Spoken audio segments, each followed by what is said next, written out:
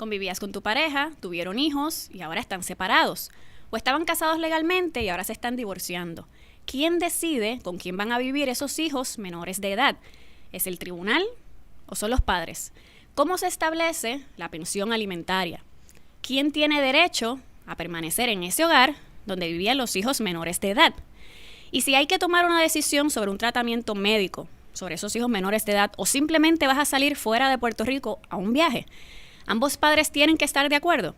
Hay preguntas para amigos y hay preguntas para abogados. En este podcast juntamos a los amigos con los abogados para contestar con calle todas esas preguntas que tienes sobre situaciones de derecho que surgen día a día.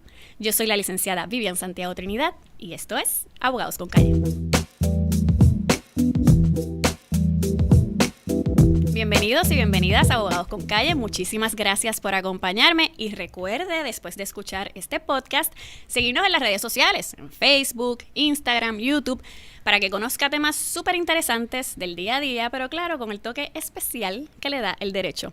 Hoy vamos a estar hablando de una rama del derecho que ha sido inspiración de las novelas mexicanas, de películas, de series, pero también de la vida real, y es el derecho de familia. En particular, cuando una pareja que tiene hijos menores de edad decide separarse o estaban casados legalmente y deciden divorciarse, automáticamente hablamos de patria potestad, custodia, relaciones filiales, pensión alimentaria. Y usted dirá, wow, qué muchas palabras de domingo en menos de un minuto. Bueno, pues sí, pero si está pasando por esta situación o en un futuro sucediera, pues ya usted va a saber ¿qué significa cada una de estas palabras? Y para contestar con calle y hablar sobre estas palabras de domingo, nos acompaña la licenciada Yadira Torres. Bienvenida. Gracias.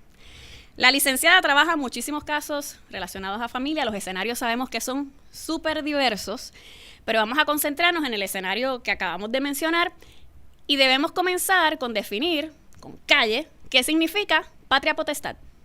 Pues mira, la patria potestad es esas obligaciones y esos derechos que tiene papá y mamá exclusivamente sobre sus hijos.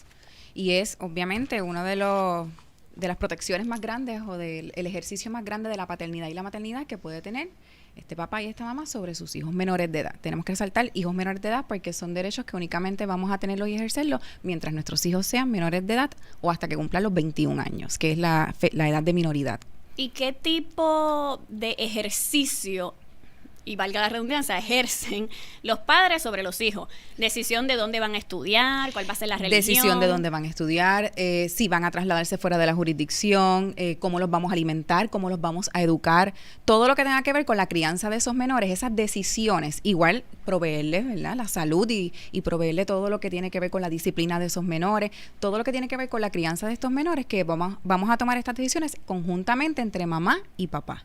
Y la patria potestad no la vemos necesariamente porque papá y mamá, ¿verdad? El niño es biológicamente de ellos, sino que podría ser el padre adoptante, la madre adoptante, y hasta a veces hay casos en que abuelos terminan siendo los que ejercen la patria potestad porque se convierten en papá y mamá de esos hijos menores de edad. Sí, son adoptantes, porque la patria potestad únicamente la puede tener aquel padre o madre que haya sido declarado legalmente como padre o madre de un menor. Y el ejemplo que trae es el de los padres o madres adoptantes. Una vez el Estado reconoce que entonces hay una filiación, que va a haber una relación legal entre ese padre y ese menor de edad, a raíz del procedimiento de adopción, esa persona sí puede ejercer la patria potestad sobre el menor, pero los abuelos con quien un menor vive o porque se relacionan con el menor no van a tener patria potestad a menos que sean adoptantes de ese menor. A menos que sean adoptantes. Es correcto. O sea, que sí. Aunque haya un lazo biológico, tiene que haber una adopción de por medio. Es correcto. Para sí. que entonces se dé la patria potestad per se. Sí, por eso es que siempre decimos que la patria potestad es ese derecho tan lindo y tan importante que únicamente tienen mamá y papá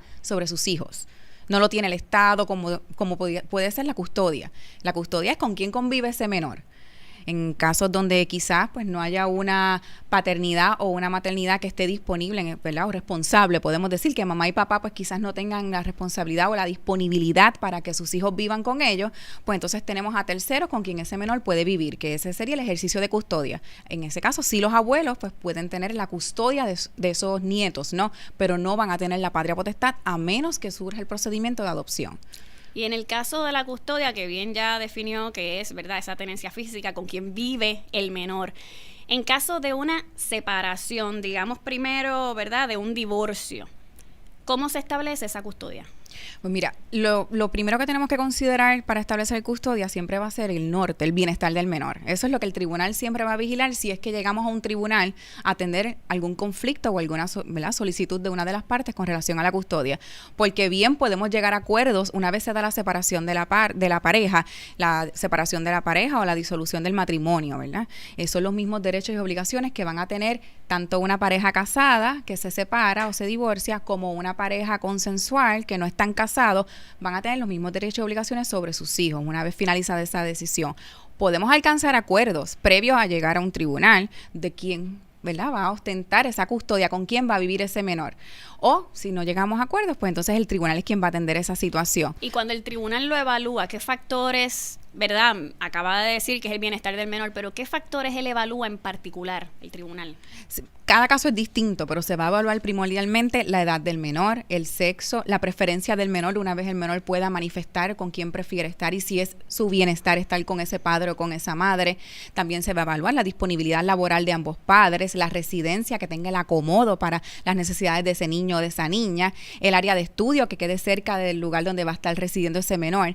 Al presente es bien interesante porque el Estado, ¿verdad?, y hablo de Estado y digo Puerto Rico, nosotros tenemos como política pública la custodia compartida, que antes de establecer que el menor va a vivir con mamá o que va a vivir con papá, ¿se prefiere que sea compartida. Y custodia compartida no significa tiempo igual, no significa que estemos en una semana con papá y una semana con mamá, porque esto va a depender de la necesidad del menor y va a depender también de la disponibilidad de las partes de alcanzar acuerdos de cómo se va a manejar esa custodia compartida. Y al final del día, ¿verdad?, que es el principio y el fin de lo que es cualquier determinación en un caso de menores, es el bienestar del menor. Y de hecho, por eso se promueve que en el caso de divorcio trate de que sea por mutuo acuerdo, porque una de las cosas que hay que acordar es eso mismo, la custodia, para que se dé ese divorcio por mutuo acuerdo. Si hay hijos menores de edad, claro está, eso tiene que estar en un acuerdo. Es correcto. Como parte de un divorcio por consentimiento mutuo, tenemos que ponernos de acuerdo en todos los asuntos relacionados a la disolución de ese matrimonio. Y si tenemos hijos menores de edad, pues nos tenemos que poner de acuerdo en todos los asuntos relacionados a esos menores. Cómo va a ser la patria potestad, cómo vamos a continuar tomando las decisiones sobre nuestros hijos, con quién van a vivir esos menores, si es una sola de las partes con quien va a vivir el menor, cómo entonces la otra parte se va a relacionar con ese menor, que es lo que llamamos las relaciones filiales, los alimentos que le vamos a proveer a este menor una vez dada la separación. Todas estas instancias tenemos que ponernos de acuerdo. Es como un popurrí, ¿verdad? Una estipulación donde nos ponemos de acuerdo en todo lo relacionado al bienestar de nuestros hijos. Y en el caso que acaba de mencionar, que es una sola persona el que es custodio, y habló de las relaciones filiales. ¿Qué sucede? Porque obviamente que que los hijos menores de edad están conmigo todo el tiempo, no significa que no se vayan a relacionar con papá. No, el derecho a relacionarse con los hijos es un derecho que está consagrado incluso por nuestra Constitución. Y a menos que exista una situación que impida que esa relación de ese padre o de esa madre con ese menor sea o no sea positiva, podemos decirlo así, o sea perjudicial para ese niño, siempre se va a resguardar el derecho que tiene papá o mamá no custodio a relacionarse con sus hijos menores de edad. Volvemos, podemos establecer acuerdo entre las partes de cómo se va a dar esa relación filial. Se va a considerar la edad del menor, el sexo del menor, la preferencia del menor, la disponibilidad laboral de las partes, que muchas veces por nuestros trabajos, el ejemplo clásico a veces son los enfermeros o los médicos, los policías, que tienen turnos en las noches, pues entonces ¿quién se va a quedar con el menor durante la noche mientras trabajamos? ¿Sabes? Todas estas cosas las podemos considerar siempre caso a caso, a pesar de que tenemos una norma general, pero tenemos que atemperarla a las situaciones particulares de las partes y de los menores y sus necesidades, pero todas estas cosas las podemos considerar al momento de establecer relaciones filiales. Y que se puede hablar que las personas no deben tener temor, porque eso yo lo he escuchado de personas que porque tienen unos turnos bien complicados o son médicos o como bien mencionas, son enfermeros, etcétera, que tienen turnos rotativos y de muchas horas, no significa que el tribunal o que entre ustedes no se vaya a acordar, pero si no el tribunal no vaya a tomar en consideración esa situación en particular, porque obviamente tienen que trabajar. O sea, que es algo que las personas no deben tener temor. No hay por qué tener temor, por el contrario. Y más allá de analizarlo de un punto de vista de caso a caso, yo siempre pienso que debemos de pensar cómo era esa relación de pareja y cómo ambas partes, con nuestras realidades laborales, porque podemos dar el ejemplo de una pareja, casados legalmente o que simplemente convivían y tenían una relación consensual, que una de las partes es un médico. y cómo se daba la relación de esa parte mientras estaba casado o mientras vivía con su pareja, con ese menor de edad. Se daba normal, ¿sabes? Se buscaba un acomodo, por decirlo así, para que este papá o esta mamá que es médico de profesión y que tiene turnos rotativos se pudiera relacionar con su hijo o su hija o participar en las actividades escolares. Pues esa dinámica que nosotros pudimos crear cuando nos llevábamos bien, cuando el amor era bien bonito, la podemos continuar. Pero existe obviamente la disponibilidad de las partes y ese entendimiento. Si en un momento funcionó, no debe de ser distinto una vez dada la separación de la pareja. Pues a veces tenemos dificultades con la separación, tenemos preocupaciones que surgen a raíz de la separación, pero son cosas que se pueden manejar, son asuntos que se pueden atender siempre y cuando se vigile el bienestar del menor. Y entender que independientemente de la separación de la pareja, este papá y esta mamá continúan siendo papá y mamá de ese menor. Claro. Y eso es lo primordial. Y en el caso, ya hablamos del divorcio de mutuo acuerdo, ¿verdad? Que tiene que estar estipulado cómo se van a relacionar con esos hijos. Y en el caso de un divorcio por las demás causales, ¿cómo se pueden llegar a acuerdos, pero si no, entonces lo establece el tribunal? Es correcto. Cuando nosotros iniciamos un procedimiento de divorcio, que no es una petición al tribunal por consentimiento mutuo, estamos haciendo una demanda. Estamos diciendo al tribunal que tenemos unos motivos para que se disuelva el vínculo matrimonial. Si hay menores de edad, lo que se supone, ¿verdad?, que peticionemos o que solicitemos al tribunal, porque es una demanda, es que se establezca una relación filial con relación a la otra parte, en este caso a la parte demandada y ese menor. La parte demandada pues va a presentar su posición a la propuesta de relaciones filiales que está haciendo la parte demandante. Existe la posibilidad en ese proceso de alcanzar unos acuerdos. Si las partes no alcanzan unos acuerdos, el tribunal es quien toma la decisión de cómo se va a llevar a cabo esa relación filial una vez finalizada la relación de matrimonio, porque estamos hablando de un divorcio. Y en el caso en el que termina una pareja que no están casados legalmente, simple y sencillamente convivían, ¿cómo se establece el asunto de la custodia? Si no hay acuerdo entre las partes, porque es algo que también podemos entrar en un diálogo, pues entonces tenemos que ir al tribunal. Tenemos que solicitarle al tribunal, mediante un procedimiento de una demanda de custodia, que establezca cómo se va a ejercer la custodia de ese menor. Y se hace una solicitud. Yo demando al padre de mis hijos, nos separamos, teníamos una relación consensual, yo lo demando y le digo al tribunal, yo quiero ostentar o yo quiero tener la custodia de mi hijo, que mi hijo viva conmigo. Y papá entonces presenta sus puntos como parte de la contestación a la demanda. No, yo quiero que entonces el nene viva conmigo, o no, yo quiero que se establezca una custodia compartida. Y el tribunal entra a evaluar las peticiones de las partes y obviamente la necesidad y lo que beneficia al menor. Siempre se va a evaluar primero el por qué no podemos establecer una custodia compartida. Vamos a ver qué análisis hace ese tribunal con relación a los elementos que establece la ley para que proceda o no la custodia compartida. Si el tribunal entiende que la custodia compartida no es en beneficio del menor, pues procede entonces a establecerse, luego de unas evaluaciones y unos procedimientos que se hacen con las unidades sociales de los tribunales, una custodia, ya sea a mamá o a papá, que es lo que llamamos una custodia monoparental. Ok. Y en el caso, digamos, bien típico, hay que tomar una decisión sobre un tratamiento médico de uno de estos hijos menores de edad. Y si eso no se llegó a ningún tipo de acuerdo, a ver qué tipo de decisión se iba a tomar. Si a veces la pareja, digamos, es un médico y le dice en el acuerdo, mira, tú vas a tomar las decisiones relacionadas al tratamiento médico. Pero si no lo hay, ¿qué se debe hacer? Si no lo hay, siempre vamos a partir de que la patria potestad, que es ese ejercicio de tomar decisiones sobre nuestros hijos, es compartida. Igual que tomábamos las decisiones conjuntamente cuando estábamos viviendo bien felices en la casa como pareja, también debemos de continuar tomando esas decisiones una vez se da la separación. Tenemos una situación de salud con nuestro hijo menor de edad, hay que hacerle una intervención, no es una intervención de emergencia, porque para eso existe una instancia distinta.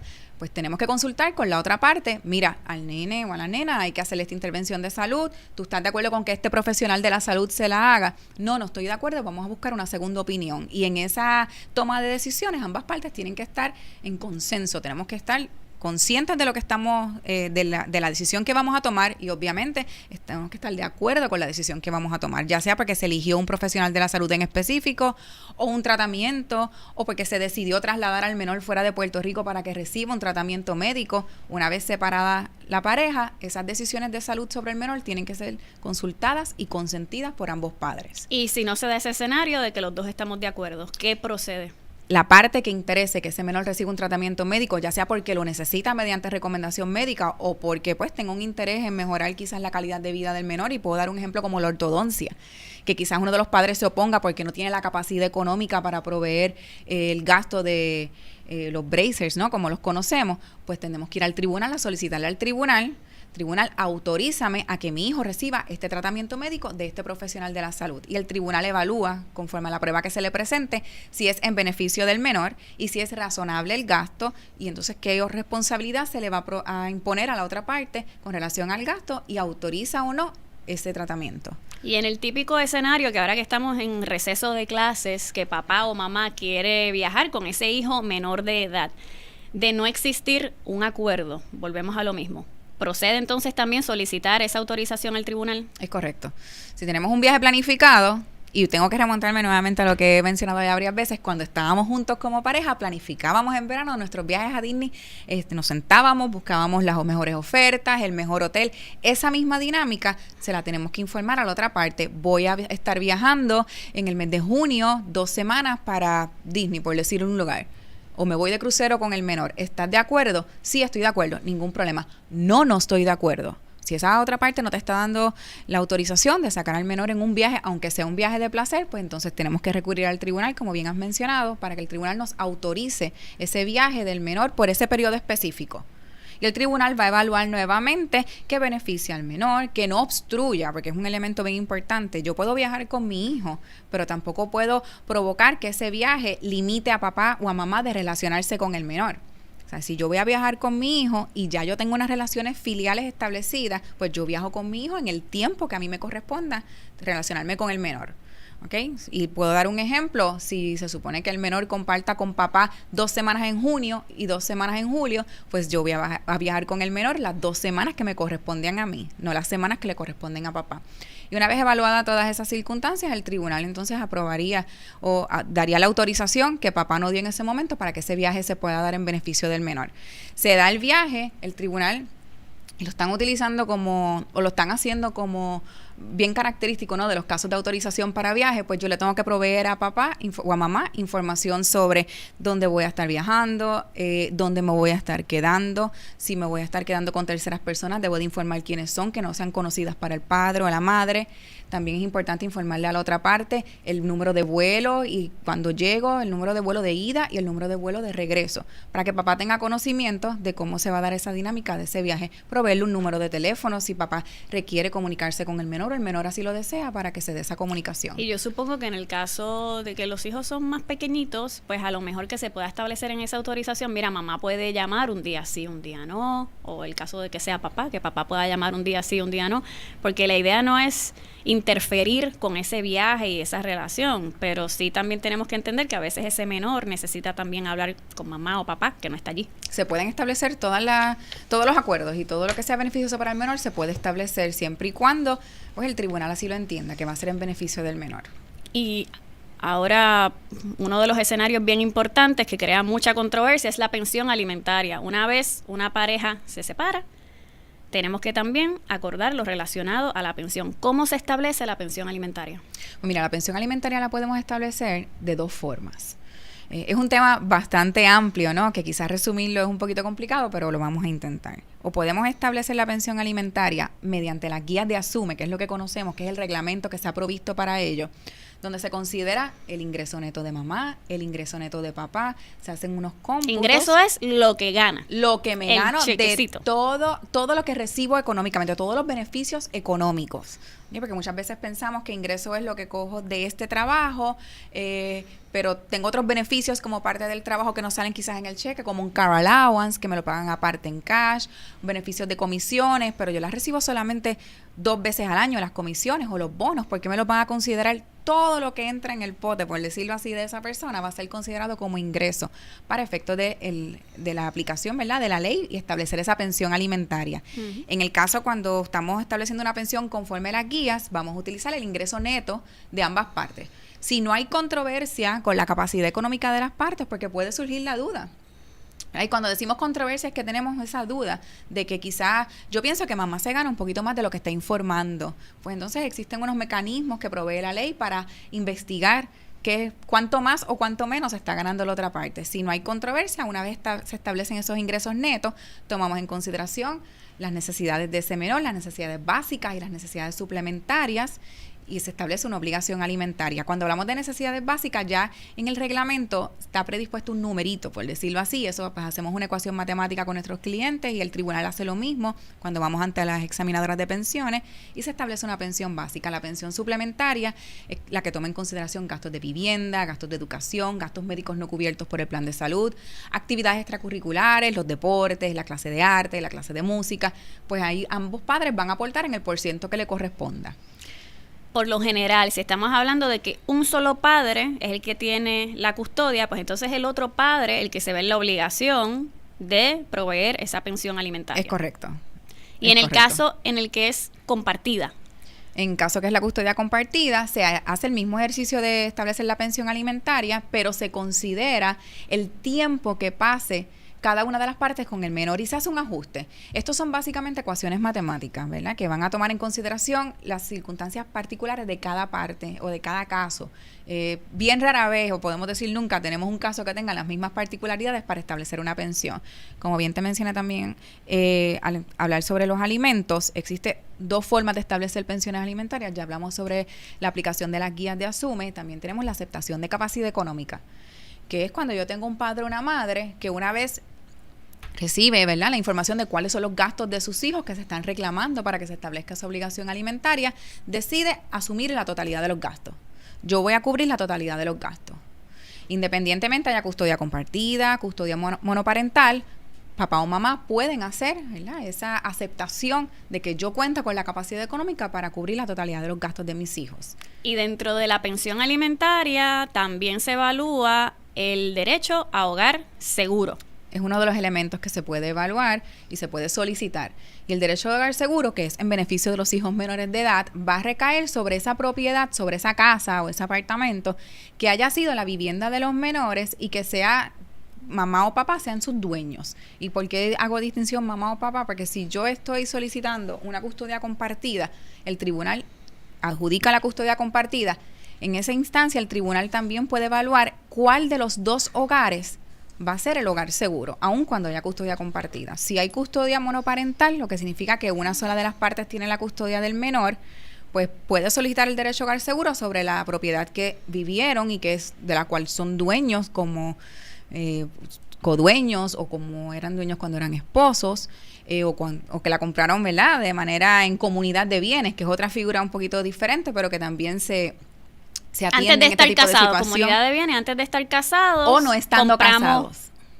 Antes. Exacto, antes de estar casados o no estamos casados. No estamos casados y compramos una propiedad los dos. Ambos somos dueños y somos deudores también del banco si adquirimos una hipoteca. En esa instancia también se puede establecer el derecho a hogar seguro sobre esa propiedad. Y la idea es que esa propiedad que le pertenece a ambos o a uno de ellos y donde vivían los menores no se pueda vender y no se pueda alquilar, básicamente para proveerle un techo seguro. Exacto. Volvemos a lo mismo. Va a estar destinada para que esos menores, hasta que esos niños no sean mayores de edad o terminen de estudiar, porque esa protección puede continuar hasta los 25 años si los menores están estudiando, o en circunstancias particulares, si tenemos un hijo menor de edad que tiene alguna incapacidad, hasta que cese la incapacidad, nos vamos a tener esa protección para esos menores en ese hogar. No se puede vender, no se puede hacer ningún tipo de transacción con relación a esa casa o ese apartamento. Bueno, licenciada, le agradezco muchísimo que haya estado en el día de hoy. ¿Alguna recomendación, ya que tiene, verdad, tanta experiencia en esto, que le quiera hacer a las personas que nos están escuchando?